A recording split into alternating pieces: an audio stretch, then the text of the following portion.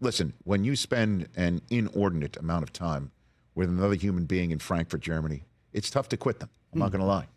And so joining us now right here on Zoom is the co-host, one of the many hosts, terrific Good Morning Football program on NFL Network, my booth mate for both games in Frankfurt, Germany, Jason McCourty here on the show. How you doing, Jason? I'm doing great. I woke up Tuesday morning. I had to have breakfast without you, Rich, and it just didn't feel the same. It didn't, right? You know, it's a void, right? You would agree. It's a void. You know what I mean? I would say 100%. So you miss me. Of course. Okay. Thanks for joining. That's all the reason why I want to have you on, just to confirm. Plus, also, are you waking up at 2 a.m. too? Is that what you're doing? 1 a.m, 12 right now? The jet lag, you know? It hasn't been too bad. I spent all day Tuesday at home, and then today was back on GMFB. So up at 4:30. So 2:30, 4:30. It's all around the same. Okay. So I'm up and out. That's right. That's right. Your schedule is normally a little bit nutty anyway. So what is your takeaway from the Patriots-Colts game that we called, Jason? Oh, man. To me, it was the ending of the game and everything that we said at that very end of the game describing the Patriots season. I think that's been the biggest takeaway. And I said it this morning on the show. I do believe at the end of the season, I think they blow it up. I think Bill Belichick is coaching somewhere else next season. I think he's going to continue to do so. I think he's still chasing those wins to get to all time. So I don't know. There's just a lot. There's a lot going wrong right now in New England. It's uncharted territory. I think you have a franchise in the last 20 years that they don't know how to lose. I say that kind of funny where there's organizations where I won't say it's learned behavior, but you figure out how to muscle through it. I think just the organization where this is very hard. Nobody's been through times like this or understand how to deal with it.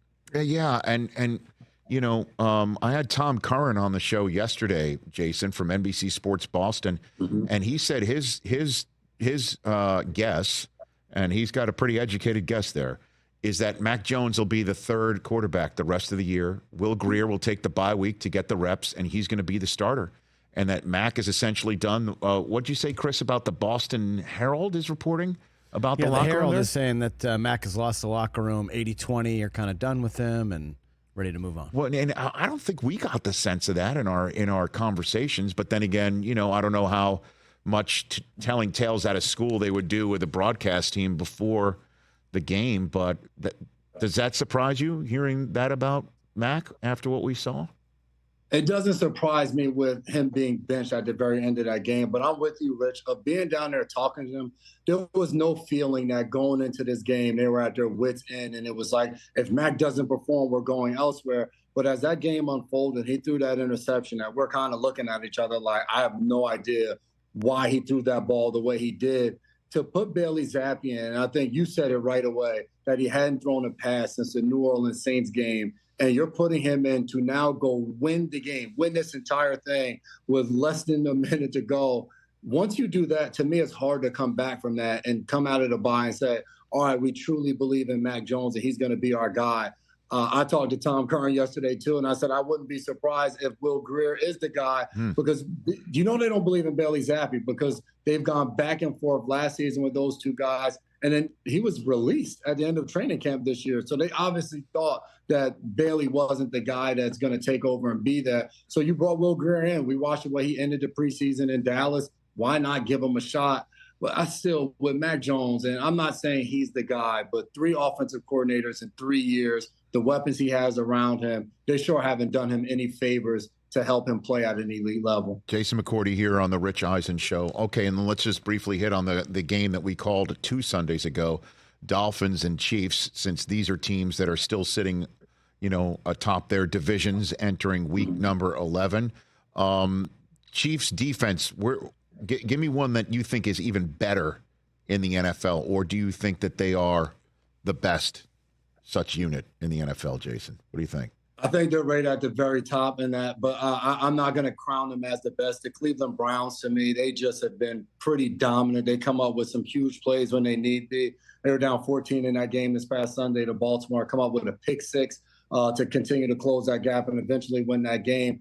But Kansas City has been unbelievable. I mean, they were up 21-0 in that game against the Miami Dolphins, whose offense has been one of the best in the NFL this year. And it's been fun to watch because I'm a DB, and I get a chance to watch. We got a chance in person to watch L'Jarius Sneed and Trent McDuffie. Those guys have been unbelievable for them in the back end, along with obviously Chris Jones and Karlaftis and all of those guys up front. But what Spagnuolo has done with this defense, just to be able to dominate as the offense is kind of behind this season, has been really fun to watch because we haven't seen that since Mahomes has been there. It's been the offense putting up 40 points and the defense just holding on. And this year they've been unbelievable. Well, I mean, and, you know, I've got Chris Jones, by the way.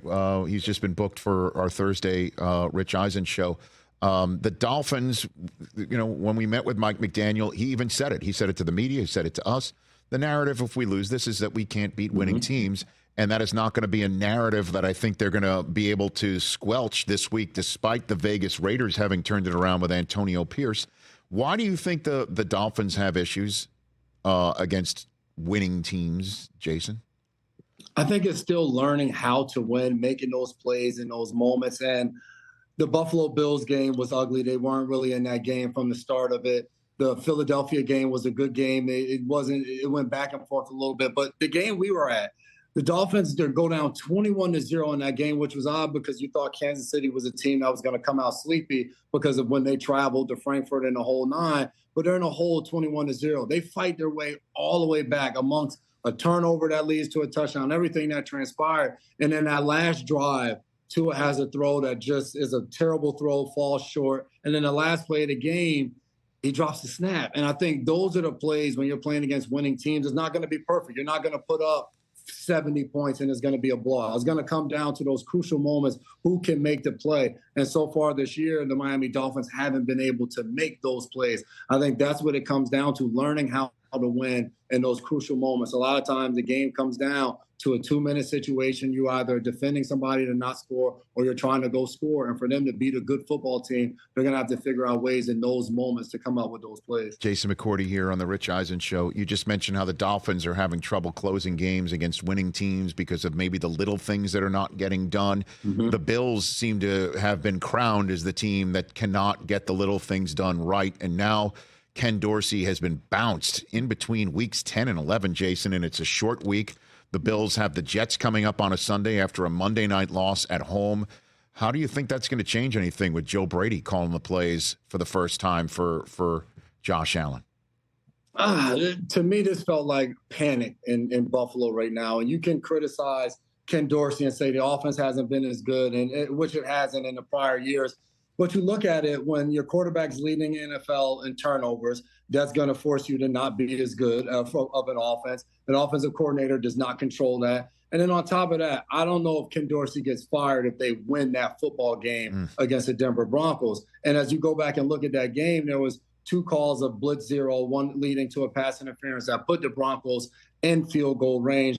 And then they had 12 men on the field, which led to ultimately the game-winning field goal. Ken Dorsey has absolutely nothing to do with either of those plays. So you can get on him and say they didn't do X, Y, and Z. They played well enough to win a football game on Monday night in prime time. They fell short. Sean McDermott calls the plays on defense, the special team coordinator, or whoever's fault it was. You don't really have to sub on a Mayday situation where they're going for that field goal, force them to make the kick. So some of those issues that transpired, to me, weren't even Ken Dorsey's in that one game, and you're getting rid of him. I think it's panicked of a sense of like, we got to do something to figure out why we're at the record that we're at. But I'm not really convinced that now all of a sudden, it's not like Joe Brady can install a brand new offense. If we believe that he's just going to call plays to an extent where now this Buffalo offense is going to blow up with the same weapons and everybody else around, I'm not too sure of that. Well, you're also the perfect guy to ask this part of the Buffalo Bills equation question here.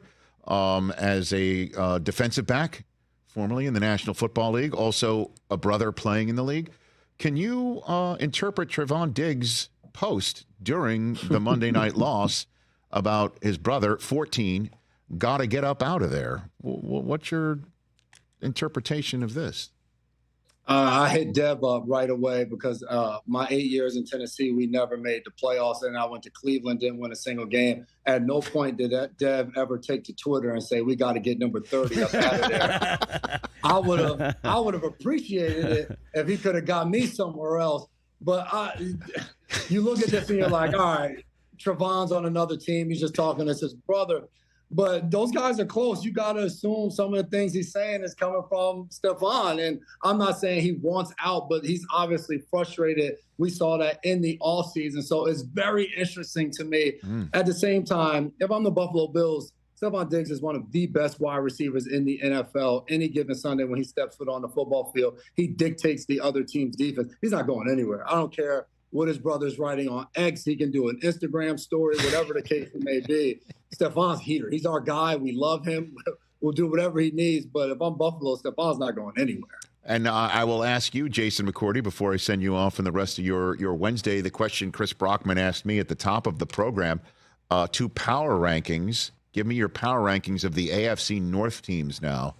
And this is a division that every now and then over the last month has entered a playing week with all 4 teams in a playoff spot.